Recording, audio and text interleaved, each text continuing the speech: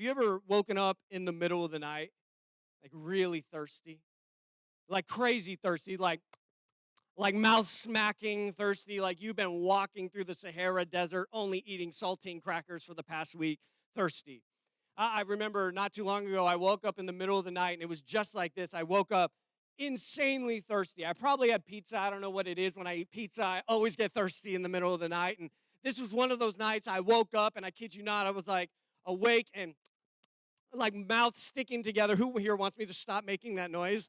But that's what was happening, and I started rubbing like the sleepies out of my eyes, and I rolled out of bed, and I like a zombie started fumbling through my place, just trying to get to my refrigerator so I could quench my thirst, and I eventually made it to my refrigerator, and I don't know what it is, but opening the refrigerator when you just woke up in the middle of the night is one of the worst experiences because it is like you're about to meet Jesus because you open it and the light shines and you're like, oh my gosh. And that's what was happening. I'm tired. I'm half awake. I open the fridge. I can barely see. I'm completely just out of sorts and I'm fumbling and thrashing around my refrigerator just trying to find a carton of milk because I'm a milk guy. I like drinking like a big old glass of milk. I don't know if that's weird or not. Is that gross? That's gross? You're gross. All right, so I reach in for the carton of milk in the refrigerator, and I finally got my hand on a carton, and I took the cap off because I ain't got no time to put it in a cup. I needed to drink it right from the carton, and so I turned the cap, and I took it off, and some of y'all are judging me right now. I can, like, feel it. But I took the cap off, and I took a big drink. And to my surprise, I realized I did not grab the carton of milk, but I actually grabbed a carton of liquid egg whites. And I'll be honest, I still swallowed it, all right? I still feel you judge me right now. But here's the deal. I learned something about myself that night, stumbling to the refrigerator and drinking a little bit of liquid egg whites. And what I learned is if I get thirsty enough, I'll settle for anything in the fridge. Woo! Are y'all ready for today? Some of y'all know already where we're going. When I'm thirsty enough, I'll settle for anything in the fridge. And you know, I've been a pastor for 17 years, 10 of those years here. And over the course of being a pastor for 17 years, but the 10 years here being a pastor of this church, which is largely historically been predominantly a church of young singles or people in the dating game trying to find a mate, trying to live out their happily ever after. I've learned over the past 10 years, especially here in San Francisco, that there is a similar danger to dating in San Francisco, that some of us are dating while dehydrated. You are thirsty. Turn to the person next to you and say, I'm thirsty. How awkward was that? Some of you are like, I refuse to tell you I'm thirsty right now. And see, there's a danger to when you date while you're dehydrated, because if you date while you're dehydrated, you might just take the first thing you can get your hands on. And so we should probably talk about that. In fact, today, the title of the teaching for all my note takers in the room, I love you who take notes, by the way, but if you're a note taker, write this down. The title of today's talk is Dating While Dehydrated. Dating while dehydrated, and how can we avoid it? I think about cartoons back in the day. Those old school cartoons, you know, where you got like Bugs Bunny in the desert and he's thirsty, and then what happens, right? Almost every time he's so thirsty, he sees a mirage. He sees the mirage of this oasis full of clean, thirst-quenching water, and so Bugs Bunny goes and he swan dives into what he thinks is a beautiful oasis, only to find out it was just a big pile of sand. And you see, it might look like that for some of us here when we are dating while dehydrated, that we might begin to believe that what's in front of us is real when in fact it's actually a mirage. You think you're about to swan dive into the deep waters of love only to find out you just dove into a big pile of sand. Can anybody relate to me on this? So I think some of us, we can relate to this, and I know you can because I hear the dating stories, and I hear what you go through, and I hear what you're navigating, and the issue is when you date while dehydrated, that you might discover that it might not be love, it might just be thirst. See, I can't tell you how many times I've counseled a person in an obviously unhealthy relationship. And I'll say, man, this relationship, it's unhealthy. I'll have like a PowerPoint presentation on why this relationship is clearly unhealthy and on the wrong trajectory. And this person, because they're just so dehydrated, right, they will be like, but Travis, you don't know him like I know him. You just don't know. We have a song, Travis, a song you don't understand. And I'll be like, did you miss slide 3? Like, the dude's an idiot. Like, why are you dating him? And this person will be like, no, maybe he's an idiot, but we have a song, Travis. Or I'll talk to a guy who's dating someone that's clearly, it's just not right. It's just not compatible. Have you ever seen someone dating somebody you're like, this ain't going to be good? So you pull out the popcorn and you're like, man, this is going to be fun. Reality TV right in front of me. I mean, I've seen this with a guy, and a guy, I don't think this is going to work, bro. He's like, bro, you don't know her like I do. You don't know the chemistry we have. Like, we have so much in common. Like, I like pizza, and she likes pizza. It's perfect. As if it's just crazy to think that two people happen to like pizza at the same time. Love makes us do crazy things. The idea of love makes us do crazy things, doesn't it? The whole idea that love is blind. Terrible TV show. But it's a reality that many of us live in and can experience this blindness that happens because of love. And honestly, Jenna and I are an example that love can make you blind. Like, so Jenna, I don't know if you remember this, but the first time we hung out, we were in high school. And I remember going to Jenna's house because she was throwing a Halloween-themed party, because that's Jenna's spiritual gift, is themed parties. And I went to her house, and I was interested in her. I think she was interested in me. There was a little chemistry going on. We were in like what I call a friendlationship. You know what I'm saying? It's like, you're not in a relationship, you're in a friendlationship. Everyone else knows you're into one another, but you haven't accepted that reality yet. So that's what we were in. And I remember showing up to her Halloween party, head to toe, in a cow costume. Showed up in a cow costume, and not only a cow costume from head to toe, but a cow costume with rubber udders, just flailing about. And not only were they rubber udders, but they were rubber udders that you could squirt people with. And so I'm walking around here with my udders flailing everywhere, and I'm just squirting everybody. And to top it off, I forgot this detail, it's important. I had a broken arm because I had fallen in a dumpster. That's another story for another day. I had a broken arm, so I'm a three-legged cow with rubber udders, just walking around squirting everybody. And Jenna still dated me after that. How thirsty were you? My goodness. My goodness. It worked out, though, I hope. But relationships, they can make you do crazy things, and we kind of need to acknowledge that. It can make you blind. But what's exceptionally dangerous is when you add on top of that you're trying to date while dehydrated. You're trying to date while you are immensely thirsty. And by the way, if you think I'm talking about like literal dehydration, you're like, just get a cup of water. Like, no, catch up. I'm not talking about that. I'm talking about the thirst you feel when you are just dissatisfied with your relationship status. I'm talking about the thirst you feel when you go on Instagram and you see your friend get engaged and they only been dating that dude for 1 month. And you're like, I've been looking for someone for 28 years. And you don't say it, but you're like, oh, congrats, heart emoji. But on the inside, you're dying a little bit. That's the thirst I'm talking about. I'm talking about the thirst where you feel afraid, like, what if I never find anyone? That thirst that you feel when a relationship ends and you wonder, was that the best I could possibly get? Is there any hope for any future relationship? The thirst where you go on another date and it ends and you realize it's not going anywhere. That feeling that you feel deep in your bones, that is the thirst I'm talking about today. And so today I want to look at a story between Jesus and a woman at a well in John chapter 4. If you have your Bible on your phone or a physical Bible, open up there and I'll meet you there in a moment. But we'll also have the words on the screen. But this story is really powerful because it's a story about a woman who is not winning in her relationships.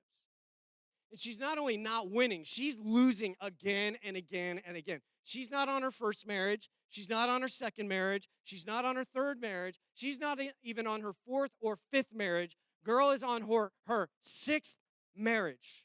I would say that's losing, right? She's losing in her relationships, and Jesus meets her in this space, and he invites her to open up her heart and find satisfaction not in a person, but in Jesus, in God. That Jesus begins to invite her to understand that there is no person that will complete you. That they can champion you, they can compel you, They can help you, but a person cannot complete you. And so instead of putting a weight on a person that they were never created to carry, Jesus says there's a way you can live and operate your relationships from satisfaction instead of pursuing relationships for satisfaction. And there's a deep difference between the two. And Jesus says, I want to show you the way to live from satisfaction. And that's what I hope God will show each and every one of us here today. Now, depending on how churched you are, sometimes I hear as a pastor, you get emails, and sometimes you people be like, well, Travis, just tell me what the Bible says about this. And, sometimes Christians will say the Bible has an answer for everything. The problem is the Bible, when it comes to dating, doesn't talk about it. You know why? Because dating didn't exist. It really didn't exist. Dating in and of itself is like a 100-year-old concept. So it's actually a relatively new idea in the human story. So if we're like, well, tell me what the Bible says about dating, okay, I guess we got to talk about arranged marriages. Who wants to go back to that? And so we're like, well, maybe at this point. If that's you, you're thirsty, all right? So, but that's like what the Bible talks about, right? So bear with me a little bit today because we are going to talk about dating, but I'm going to use this story of Jesus and the woman at the well as a metaphor, just as Jesus uses the metaphor about water to what God wants to do in her life. We're going to kind of use this story of Jesus and the woman at the well in John 4 as a metaphor for what God is inviting all of us into, especially as we pursue to win in our most intimate relationships. Are you with me? Awesome. So, John chapter 4, verse 7 says this. Soon a Samaritan woman came to draw water.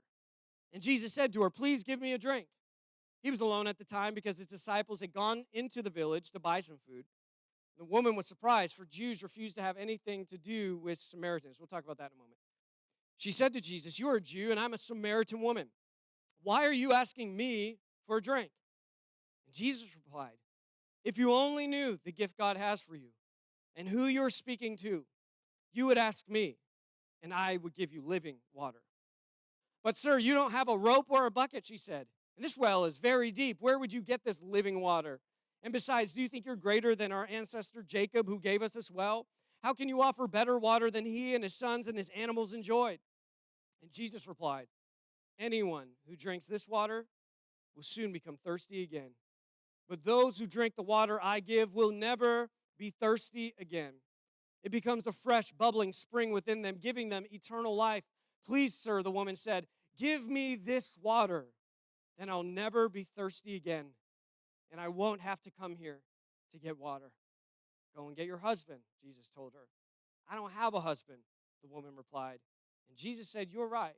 You don't have a husband, for you have had 5 husbands, and you aren't even married to the man you're living with now. You certainly spoke the truth. Now, sometimes this story gets told in a way that bothers me, because sometimes I've heard this story communicated in a way that Jesus is like, at the end there, he's like, gotcha, see, you're a sinner, and it's like this shameful thing. I don't read it that way. And I would invite you to not read it that way as well, but instead, to read this story as a kind and gracious Jesus who is meeting someone in their most vulnerable and maybe most, just their deepest point of pain in their life. And he meets her there to invite her into something better, which is something I love about Jesus. If you're not sure what Jesus is about, how God works, maybe you were given an image of a God who shames you, who scares you, who is just all about getting you to simply just submit, almost out of fear. I want you to know God is far more interested in inviting you into a deep, knowing, and loving relationship with him. So much so that this God will meet you right where you are. And when he meets you in your deepest point of pain, he doesn't meet you with shame or anger or frustration or why don't you understand this by now? He meets you with open arms and open heart and kindness and love. And we see that in the mere fact that Jesus goes to Samaria.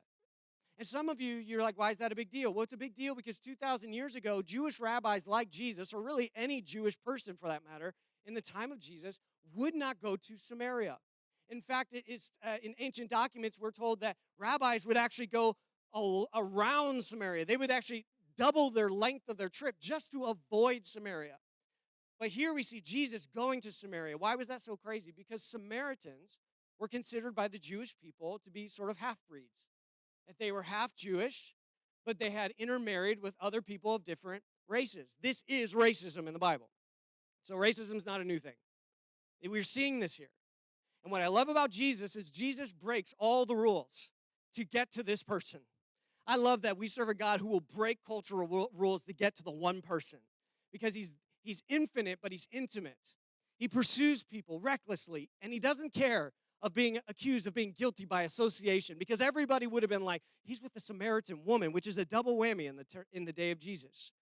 But he meets her right where she is. And I'm saying all this to say that you might feel like that God is trying to avoid you or go around you or skip over you. But I believe that today God wants to meet you at whatever well you're sitting at. And maybe that well is called loneliness. Maybe that well is called bitterness. Maybe that well is called fear. Maybe that well is called anxiety about the future. Maybe that well has run dry and it feels like your relationships, man, they're just not going anywhere. I believe Jesus wants to meet you right where you are at this morning. But you see this woman here, and she is thirsty. She's dehydrated. And Jesus says, if you would only know who you're talking to, I could quench the thirst that you have. And he's not talking about an outward thirst. At first, she thought he was. She's like, what are you talking about, man? Like, you ain't got no bucket. I don't see a rope. Like, how are you going to get this water? He's like, you're missing it. I'm not talking about outward water. I'm talking about internal. I'm not talking about outward thirst. I'm talking about internal. And I love that God doesn't just change the world around us. He first goes to the heart because he wants to change the world within you. Because it's always the world within you that you create the world around you. And so he goes straight to the heart. And largely today is us going to the heart of why dating sometimes can be far more frustrating than it has to be, hurtful and painful than it has to be. We got to talk about some heart issues like Jesus did with the woman at the well. But first, you might be sitting here and you might be like, I ain't thirsty. You know, I'm not dehydrated relationally. And maybe you aren't, maybe you are. I know it's easier to see it in other people, right? Have you ever seen somebody, maybe you go out with friends or you see someone pursuing another person, you're like, oh, you're dehydrated. You know, you can tell that they're thirsty for a deep relationship, but you know, chances are maybe some of us in this room, you might be more dehydrated than you think. So I wrote down a few questions to maybe help assess your own level of thirstiness, your own level of dehydration. Here's the first question. If you check your Hinge more than you check your work email, you might be thirsty.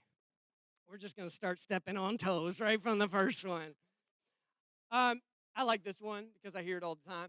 If you think that just because he has a cross tattoo that he's actually following Jesus, you might be thirsty. If you say that God told you to marry that person, but God has yet to inform that person of that news, then you might be thirsty. If you date someone based off their potential while ignoring their patterns, you might be thirsty. Let's hang out on that one for a moment. It's a good idea to hire someone on their potential. It's a really bad idea to marry someone on their potential. And there's a lot of times I meet people like, oh, I know he's got some problems or she's got some things, but like, once we get married, we'll work through that. Don't. like, there's a better way forward. You are marrying someone on their potential instead of their patterns, and their patterns are the greatest evidence of a person's character. If they have a pattern of being shaky and unstable before marriage, do you think after they say I do, it's like it's just and it's all gone now? Like they're just a different person? Or if they have shaky financial habits, do you think it's just going to go away? If they have a terrible temper, do you think that marriage is going to remove that? And if you're like, yeah, you're wrong. It's not how it's going to work. You see, patterns are the evidence of a person's character, and you need to follow. And this is going to save some of you who are maybe single and not married yet. It's going to save you from marrying the wrong person. You need to follow the evidence, not your emotions. Follow the evidence. What does the evidence say about this person, not your emotions? Because your heart can be a good friend, a terrible master. Because your emotions can lead you to places you never wanted to go. So if you're looking and pursuing someone off of potential, not patterns, you just might be a little bit thirsty. If you look for the right person without ever asking if you yourself are becoming the right person, then you're thirsty.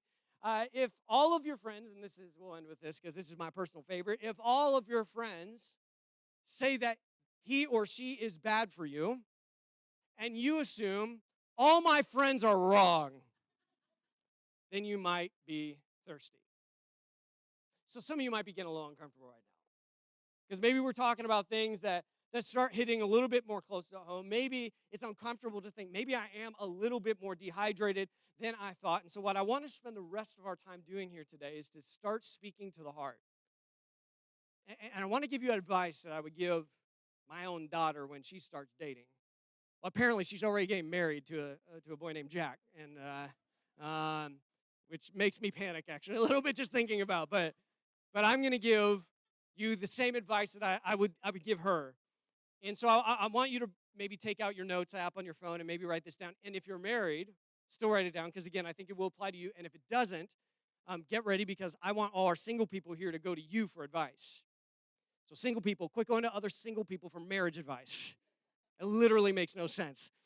Go to married people and actually ask for marriage advice. And married people, I need you to adopt a single or two today and give them marriage advice on what it's like to actually be married. So here's the first thing. If you want to avoid dating while dehydrated, here's just, I believe, excellent advice. The first is this: heal from your past wounds first. Heal from your past wounds first. Now, you don't need to be a perfect person to start dating. I'm not saying you need to be completely healed to start dating. But I'm saying you need to be on the in progress of healing or as close to healed as possible before you start venturing into an intimate relationship. See, if you enter into an intimate relationship and you have not healed from your past wounds, there's a chance that you will bleed on those who never cut you. You need to heal from those wounds that you've had. And it's like this. Have you ever met someone that packs way too much when they go on a trip? Right? Anybody sitting next to that person? That you go on like a 24-hour trip, and they got 3 outfits, 2 pairs of shoes, and 2 blow dryers. You're like, what do you need 2 blow dryers for anyways? And what that person always learns, and what you know, which is why you're calling it out, is what you load right now, you're going to have to lug later. You're going to have to carry that with you later. And if you're married, then you know what your spouse loads, you're probably going to have to lug later. And so it is in our marriage. As we prepare for marriage, you lug what you load. You lug what you load. And what you load as a kid, what you load in your teenage years, what you load in your early 20s, you lug it until you release it. But as long as it's with you, as long as you're carrying it, you lug what you load. And when you get married, you lug it together. When you get married, the baggage you carry is now their inherited baggage as well. And you carry it together. So it's important, it's wise to heal from your past wounds before you enter into a serious relationship. What are some wounds we should think about? And this is, by the way, if you're married, it's not too late. I just want to pause and say that. If you got some wounds, you're like, crap, like I got some wounds and it's really showing up in my relationship. I just want you to know it's not too late. Maybe that's all you need to hear today. It's not too late. But your healing is your responsibility. You got to show up and do the work. All right, and your partner will walk with you, but like you've got to do the work. And here's some areas we got to work on. First is family wounds. First is family wounds. When you marry a person, you not only marry a person, you marry their family. And not only do you marry their family, you marry their family story. I do a lot of marriage counseling, and it's fairly, not crazy common, but fairly common that I'll talk to a couple and be like, what do you love about each other? And they'll go on and on about what they love about one another. And I'm like, what do you think about one another's family? And like one of the person will be like, blah, I can't stand their family. I love her, but I can't stand their family. I love him, but my goodness, his mom is crazy, you know? And you need to understand, like, you're going to have to address that. You're marrying that family, and you're marrying that family's story because we are a product of the stories our families created, good and bad. And so family wounds do not get left behind as soon as you start your own family. You actually bring it into your family, and whatever you do not transform, you will transfer into your own family. Whatever doesn't get healed will typically get passed on. And so it's wise to say, hey, what are some family wounds that we need to work through? If you come from a family where your dad or mom had an affair and now it really left an imprint on your life that you are always sort of scared that your partner will also cheat on you, then you probably should get some healing on that. You should probably do some work in that area. If you come from a family where the bar was almost impossibly high, you never felt like you were enough, never could achieve enough, never could be enough, you were always striving, guess what? You're going to bring that into your marriage, and then you're going to be performing for your partner, hoping that they approve of you. And when they do, your marriage is great. But when you feel like they don't, then your marriage is falling apart. And it has its origins in your family story and a family wound. I could go on and on with family wounds. I would argue that most of the baggage that people load into their marriage comes from family wounds. At least in my experience, it comes from family baggage. But it also comes from another thing, and that's trust issues. Like, what's an area you need to be healed from? It's trust issues. For some of you, a relationship from your past, maybe even years in your past, is still affecting your ability to have a healthy relationship in the present. And that's because we look at all of life through a filter.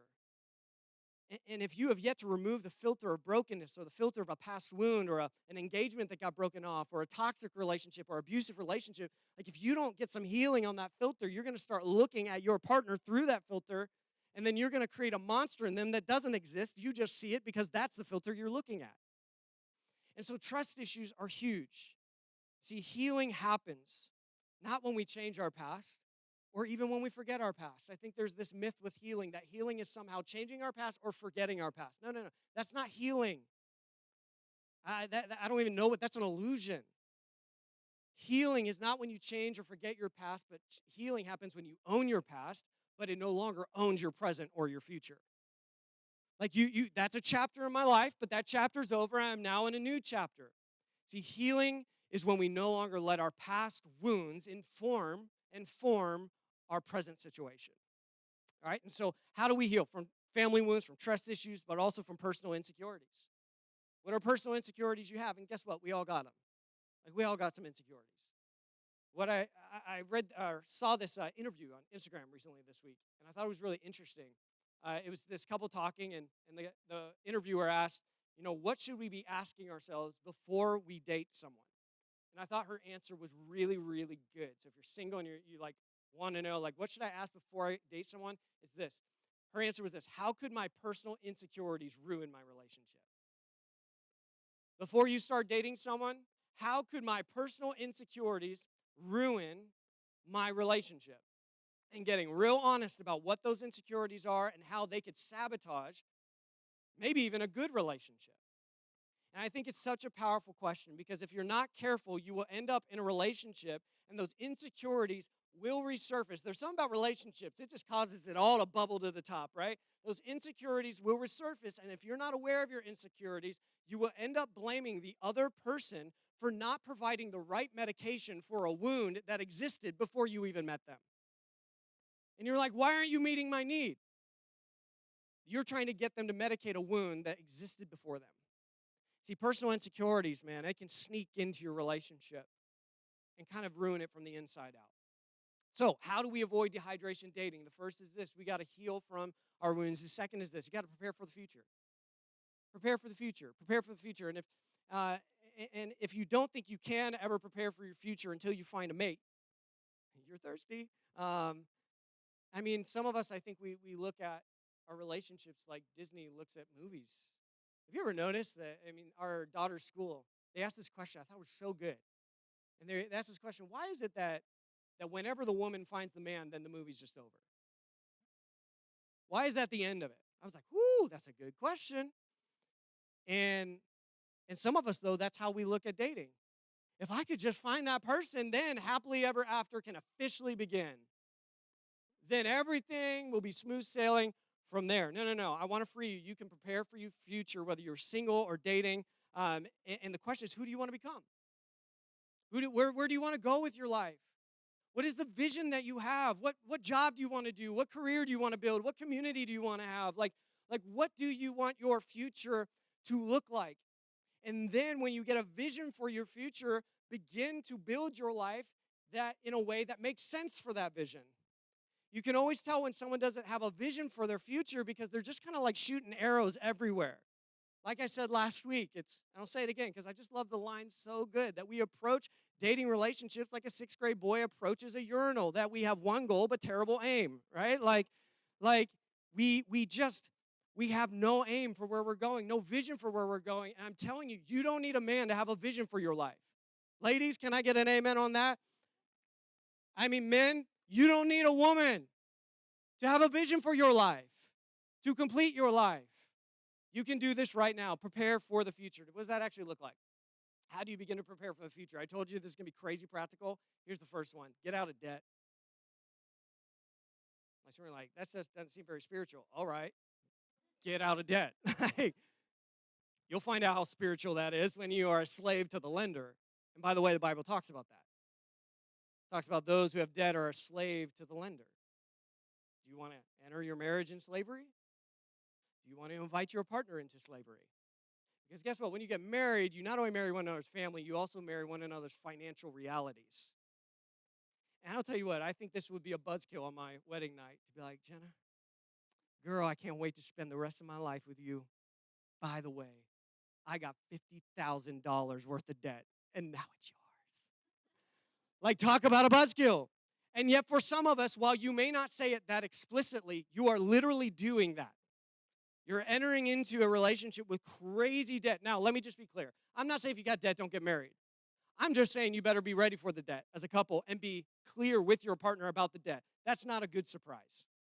Talk about it. And if you can't get out of debt, get as close to out of debt as you possibly can. Not only will you have a better marriage, you'll be a better human because you're not constantly under the pressure of this debt. The second thing is build something on your own. How do you prepare for the future? Start building something on your own, and it can be anything. Build your education, build your company, build your career, build your church, build your community, build your emotional health, build your physical health. Just start building something in your life. Turn what maybe some of you have been calling a waiting room into a work room. And you're like, I'm just waiting. Stop waiting. Start working. Because I can tell you this. I've talked to quite a few single people, and I've yet to ever meet a single person. I'm like, who are you looking for? And they're like, man, I'm just looking for someone who's not doing anything. I dream. I'm just looking for the person that when I'm like, what are your dreams? Like, I don't know. Like, no one says that. No one's looking for that. There's something attractive about a person who is building something with their life, and they're not doing it for you. They're doing it because they have a vision for their life. And here's the funny thing. You start running your lane. You start running towards the vision that you have. What's beautiful is all of a sudden you're going to look over. Maybe this, I'm not saying marriage is the end game for everybody, by the way. Let me just be real clear. I actually think it's a calling. That's a different sermon that we'll get to. But you might be running towards your vision, and all of a sudden you look over, you're like, oh, they're running with me. We're going the same direction. And wouldn't it be nice to meet your future partner running the same direction as opposed to meeting somebody to later find out they're running this way while you're running that? Right? So start building your future. Build something on your own. And by the way, when you look at the scriptures, you do see this trend. When God picks somebody, they're busy doing something before he picks them. David was bringing bread and cheese to his brothers. He was like the original Postmate in the Old Testament, right? He's bringing bread and cheese to his brothers, and then God gave him the opportunity of a lifetime to kill Goliath, but he was busy doing something. Peter was fishing, and Jesus called him. Matthew, he was not even doing anything really good, but he was doing something. He was a tax collector, and God's like, I'll work with it. And so he invites him, right? But like every person that God picks is doing something. They're building something. And I want to invite you to do the same. Build something of your own. Third thing is this, is how do you prepare for the future? Be the person you're looking for is looking for. Right? Like, I said this last week, and I had a couple people like, huh? Like, and so I want to get it on the screen so that you can actually let it sink in. Be the person you're looking for is looking for. Let me ask you differently. What kind of person are you looking for? You described that person. Now tell me what kind of person you think that person is looking for, and are you that? Let's zoom in a little bit more. I meet somebody that says, hey, I really want a mature person. I want a mature partner. I want someone who's just like grown up and not stuck in their 20s. Like, I want a mature person. And they say that, and then I go on their Instagram story, and I see that they're like drinking shots out of somebody's belly button on Friday night. You see the problem here? You're not being the person you're looking for is looking for. You want a mature person? Be mature. You want a person that's grown up? Grow up. You want a person who's good with money? Be good with money. Want a person who's passionate? Quit being apathetic. Want a person who's the life of a party? Quit being a buzzkill. I want a person who's serious about their faith. Show up to Canvas more than once a month. Like actually get in a group. Grow a little bit. Like are you tracking with me? Like, be the person you're looking for is looking for. And it starts with you. It really does start with you. Third thing is this: establish healthy habits. Because if you have bad habits before you get married, watch out. Marriage doesn't minimize your bad habits, it magnifies them. Because now other people, like before, you could like go to your apartment and hide out in your bad habits, but now you're married and your partner's like, why are you doing that? What's that about? It magnifies it. Marriage is, this is a terrible analogy, but I'll get it. Marriage is like the pandemic. Who wants to get married right now? All right, like, you can quote me. Marriage is like the pandemic. Here's how. What did the pandemic do? You know what it did. The pandemic revealed what was already strong and made it stronger, and it revealed what was already broken and it destroyed it. Right? I counseled a lot of couples during the pandemic. The pandemic didn't create problems. It revealed the problems that existed before the pandemic. It's just they didn't have the office to go and escape to or work to hide behind. Now they're with one another all the time. They're like, I guess we got to look at this now. The pandemic didn't create it. It revealed it. Just like the pandemic didn't create racism. It revealed it. The pandemic didn't create toxic politics in America. It revealed it. The pandemic didn't create Christian nationalism. It revealed that it's a thing. And it did so in our relationships as well. And marriage has this way of doing it. It magnifies those bad habits that exist. This is going to be hard to hear, especially if you're married, but I think it is important. The truth about marriage is that every marriage is as healthy as the most unhealthy person in the relationship. Every marriage is, I think I'm doing your premarital here in a couple weeks, so like, hope you're writing this down, right? Totally put you on the spot. Sorry about that. But congratulations on getting married, though, by the way. That's awesome. Yeah, come on. Let's show some love. I think it's awesome. But this is hard. This is a hard truth. Your marriage is as healthy as the most unhealthy person in the relationship. So you may be banging on all cylinders. If your partner is not, your marriage will be brought down to the level of health of the most unhealthy person. And that's why you got to show up for one another and walk with one another, because there's going to be seasons where you're the healthy one and they're not, but guess what? There's going to be seasons you're the unhealthy one. And you're going to need them to show up for you. But if you are dating right now and you've got some major health habit issues, then what an opportunity right now to start working on that before you get married, before you enter into a relationship that will only magnify the habits that already exist. Here's the last thing. How do we avoid dating while dehydrated? We heal from past wounds. We prepare for the future. And the last thing is that we choose to be wise in the present. So we choose to be wise in the present. Now, this sounds obvious, but wisdom always sounds obvious. So how come we just struggle to choose it? Like, it's one of those things, it's obvious, but it's not always easy, is it? But if you want to not be dehydrated while dating, it's a good practice. And if you're married, this is still a good practice.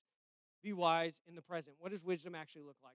The best way I could describe is this. Wisdom first chooses later over right now. Wisdom chooses later over right now. Later lasts longer. The problem is now screams louder. That's why many of us choose now over later, because now is really loud, but later always lasts longer.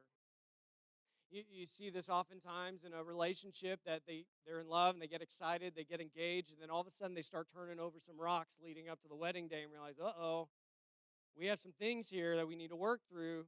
I see it again and again and again. The volume of now, let's get married now, let's move forward now, the wedding planning now, the party now, all the things that are happening now is so loud that instead of just saying, hey, let's get married later and push this thing back, we move forward with now instead of later and then pay for it on the other side of I do.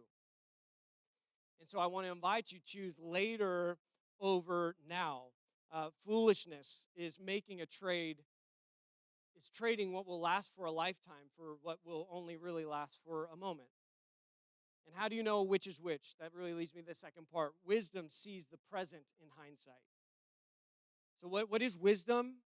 Wisdom is seeing the present in reverse. What I mean by that? Would 10 years from now you be happy that you made the decision that you just made? That's wisdom, is the ability to enter into that space and say, would 10 years from me now be happy that I made this decision? Would 5 years from now me be happy with this? Would 1 week year from now me be happy that I made this decision? And wisdom is the ability to step into that space and see the present in hindsight as if it already happened, and then to go, which decision do I make? And make the one that leads to health and flourishing in your life. Wisdom is seeing present in hindsight. And so when I meet a person that is in a clearly unhealthy relationship, and maybe they're building with different foundations, and all they can tell me, is, gosh, they just give me butterflies. Oh, that's awesome. Do you know the crazy thing about butterflies? They fly away. And so what will you do when those butterflies leave? Will 10 years from now you be happy that you continue to pursue this? And I'm not saying it's easy, but I'm saying the question's pretty simple. And it's a simple question that if you ask before making big decisions, you'll probably be happier that you asked. How many dumb decisions would you not have made had you asked that question?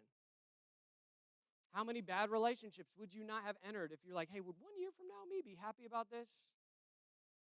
You see, we see it all the time, and if I could just speak to married couples, I see it again and again and again in married couples, because I've, unfortunately, part of the most horrible part of my job is counseling couples who one of them have had an affair. And you had a person who chose foolishness over wisdom. They chose to jeopardize the future of their kids for a climax, if I can get as honest as possible. They traded what would only last for a moment. They traded a lifetime. They traded a lifetime for what only lasts for a moment. Wisdom, it's something that we're all invited into. And for all of us who are dating, your future self will give you a big bear hug if you start asking these sorts of questions now. Before you pursue a relationship, asking, would future self be happy with me making this decision? If the band wants to come up. I want to come back and close with the woman at the well. She had a problem that many of us who are single and trying to find a mate have, and that is that if you're not careful and you become overly dehydrated and thirsty in your life, that you will begin to try and quench your thirst in people or places or things, that you will try to fix your dehydration problem everywhere else but with Jesus. And I want to end today by inviting you to maybe pursue a different approach. To maybe, instead of just believing Jesus can save you, actually crossing a line and saying, I think Jesus also can satisfy me. That Jesus can satisfy me more than my partner can, or more any relationship can. That Jesus is the source. He's the well from which I pull my satisfaction from.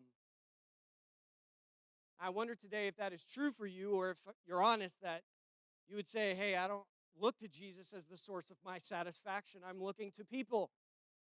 That when I imagine my future self and I imagine satisfaction, it always is me with somebody else. But what if today the vision for satisfaction was you and Jesus? And you pursued Jesus, and you believe that he satisfied you, and began to look at your relationships not for satisfaction, but actually living in your relationships from satisfaction. And I love this story in John 4 because the author, John, is intentional about saying that the woman at the wells had 6 husbands. And that might be an insignificant detail, or it actually might be sort of this suggestion, this nod by the writer that something bigger is happening here. Because if she had had 6 husbands, then Jesus here was like the 7th man in her life. And in the world of Jesus, 7 represented completion. It represented wholeness. It represented satisfaction. Maybe the number's insignificant, or maybe John is telling us what's really going on here, that this woman has been trying to find satisfaction in all the wrong people, in all the wrong places, and now her life is about to change because she's about to experience the 7th man. the one who can bring her satisfaction and quench the thirst of her soul that no one and no thing could ever possibly do, that this woman was being invited to trust Jesus as her source of satisfaction. And today I want to invite you to do the same. Like all these things here, I think if you employed them in your life, like you activated these things in your life, you could probably have a really good marriage. But I want you to have more than a good marriage. I want you to have a godly marriage. And just as I said last week, you cannot have a godly marriage without God. And I'll tell you what, there's something special about a marriage when you no longer need that person to be your source of satisfaction. And you no longer have to be theirs. Because you're living from satisfaction.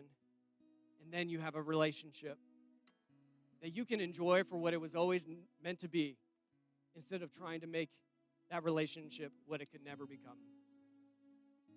Is Jesus your source of satisfaction? Perhaps before you go on another date, that's the question we need to ask first.